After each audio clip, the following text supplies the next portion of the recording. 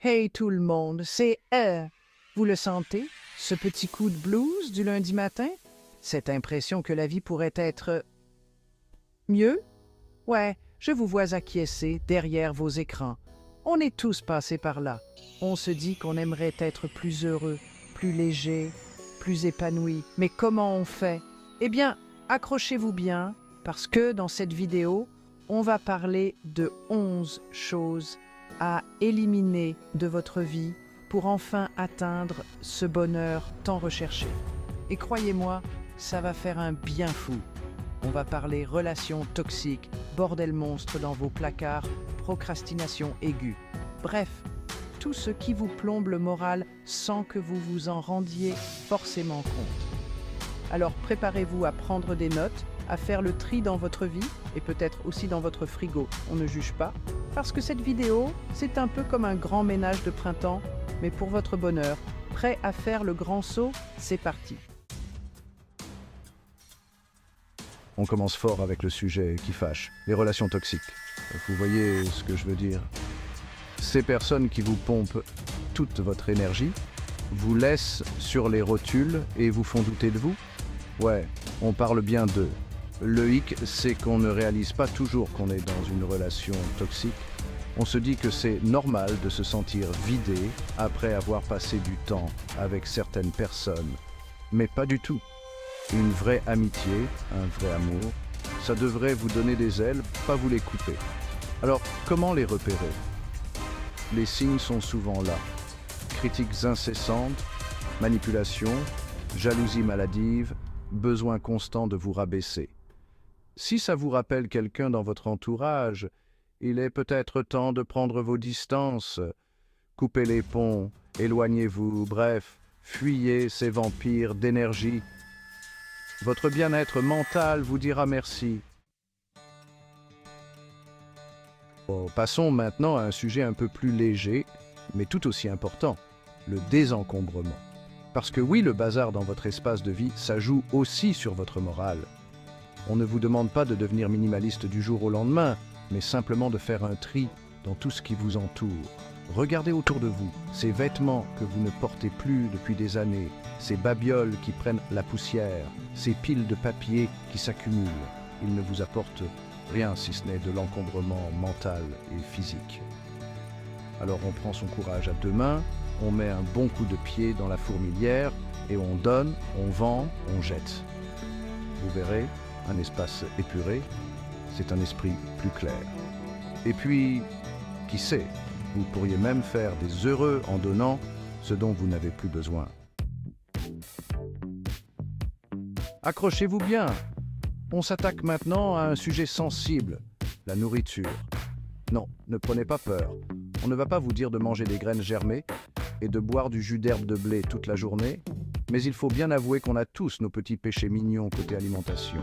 Le hic, c'est que ces excès de sucre, de gras, de sel, ils finissent par se voir et se sentir. Fatigue, problèmes de peau, mauvaise humeur, la liste est longue. Alors, on ne vous demande pas de devenir des moines bouddhistes du jour au lendemain, mais simplement de faire attention à ce que vous mettez dans votre assiette. Remplacez les sodas par de l'eau, les chips par des fruits et légumes, les plats préparés par des repas faits maison. Votre corps et votre esprit vous remercieront. Et puis, qui sait, vous pourriez même prendre goût à la cuisine saine et découvrir de nouvelles saveurs. On aborde maintenant un sujet qui peut être source de stress et d'anxiété pour beaucoup d'entre vous, les dettes. Avoir des dettes, c'est comme avoir une épée de Damoclès au-dessus de la tête. Ça vous empêche d'avancer, ça vous mine le moral et ça vous prive de votre liberté financière. La première étape pour s'en sortir, c'est de regarder la vérité en face. Prenez le temps d'analyser votre situation financière, de lister vos dettes, vos revenus et vos dépenses. Une fois que vous avez une vision claire de votre situation, vous pouvez commencer à mettre en place un plan d'attaque pour rembourser vos dettes. N'hésitez pas à demander de l'aide à un professionnel si besoin. Il existe des solutions pour vous accompagner dans vos démarches et vous aider à retrouver une situation financière saine. Souvenez-vous, sortir de l'endettement, c'est possible. Accrochez-vous bien, on s'attaque maintenant à un ennemi redoutable, les pensées négatives. Ces petites voix dans votre tête qui vous répètent sans cesse que vous n'êtes pas à la hauteur, que vous n'allez pas y arriver, que tout va tourner au vinaigre. Le hic, c'est que plus vous les écoutez, plus elles prennent de la place dans votre esprit et vous empêchent de profiter pleinement de la vie. La bonne nouvelle, c'est qu'on peut les combattre. Comment? En pratiquant la pensée positive et la gratitude. Apprenez à voir le verre à moitié plein, à vous concentrer sur vos victoires plutôt que sur vos échecs. Tenez un journal de gratitude, notez chaque jour les choses pour lesquelles vous êtes reconnaissant. Vous verrez, petit à petit, les pensées positives prendront le dessus et vous permettront de vivre plus sereinement. On vit dans un monde hyper connecté, où les notifications, les messages et les réseaux sociaux nous sollicitent en permanence. Le hic, c'est que cette surconsommation numérique a un impact désastreux sur notre bien-être mental. Le temps passé sur nos écrans nous prive de moments précieux avec nos proches, nous empêche de nous concentrer sur nos tâches et nous donne l'impression de passer à côté de la vraie vie. Alors, on déconnecte.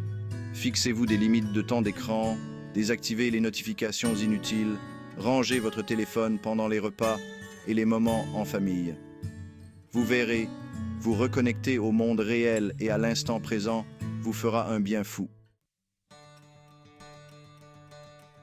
Vous avez du mal à dire non. Vous vous sentez obligé de dire oui à tout et à tout le monde, même si cela va à l'encontre de vos envies et de vos besoins. Il est temps d'apprendre à dire non. Dire non, ce n'est pas être égoïste. C'est simplement savoir poser ses limites et faire passer ses propres besoins en premier.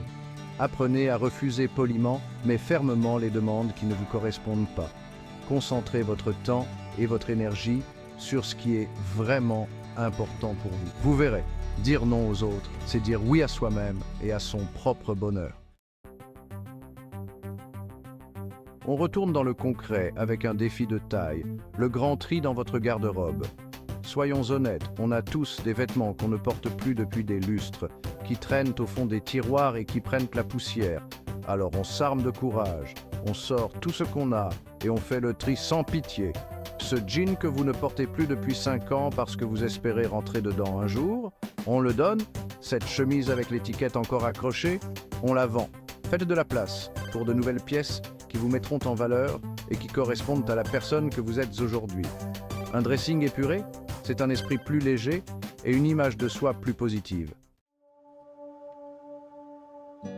Vous avez l'impression de courir partout, de ne jamais avoir une minute à vous et de finir vos journées sur les rotules sans avoir l'impression d'avoir avancé? Il est peut-être temps de revoir votre routine et d'optimiser votre organisation. Identifiez les moments de la journée où vous êtes le plus productif et consacrez-les à vos tâches les plus importantes. Apprenez à déléguer, à automatiser certaines tâches et à dire non aux distractions. N'hésitez pas à tester différentes méthodes d'organisation pour trouver celle qui vous correspond le mieux. L'objectif est de créer une routine qui vous permette d'être plus efficace et de gagner du temps pour vous consacrer à ce qui compte vraiment. On aborde maintenant un sujet qui peut faire peur, mais qui est essentiel pour vivre une vie épanouie. Affronter ses peurs. On a tous des peurs. C'est normal. Le hic, c'est quand elles nous paralysent et nous empêchent d'avancer. Prenez le temps d'identifier vos peurs, de les analyser et de les comprendre. Souvent, elles sont irrationnelles et ne reposent sur rien de concret. Une fois que vous avez identifié vos peurs, il est temps de les affronter pas à pas. Commencez par de petits défis, puis augmentez progressivement la difficulté. Vous verrez, chaque peur surmontée vous rendra plus fort et vous rapprochera de la meilleure version de vous-même. On arrive à la fin de cette vidéo et au dernier point, qui est sans doute le plus important. Arrêtez de se trouver des excuses et passez à l'action. On a tous des rêves, des projets, des envies qui sommeillent en nous. Le hic, c'est qu'on trouve souvent des excuses pour ne pas se lancer, pas le temps, pas l'argent, pas les compétences. Arrêtez de vous mettre des bâtons dans les roues. Identifiez vos rêves, fixez-vous des objectifs clairs et mettez en place un plan d'attaque concret pour les atteindre. Ne laissez plus les excuses vous freiner, lancez-vous. Vous avez le pouvoir de créer la vie dont vous rêvez. Ouais. Voilà, vous avez maintenant toutes les cartes en main pour éliminer les choses négatives de votre vie et faire place au bonheur.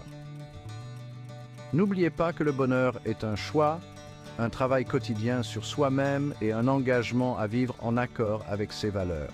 Alors, qu'attendez-vous pour vous lancer? Commencez dès aujourd'hui en appliquant un seul conseil de cette vidéo, puis un autre, et ainsi de suite. Vous verrez petit à petit, les changements s'opéreront et vous vous sentirez plus heureux et épanoui. Et pour aller plus loin, je vous invite à regarder ma prochaine vidéo dans laquelle je vous dévoile mes secrets pour booster votre confiance en vous et oser enfin vivre la vie de vos rêves. À très vite.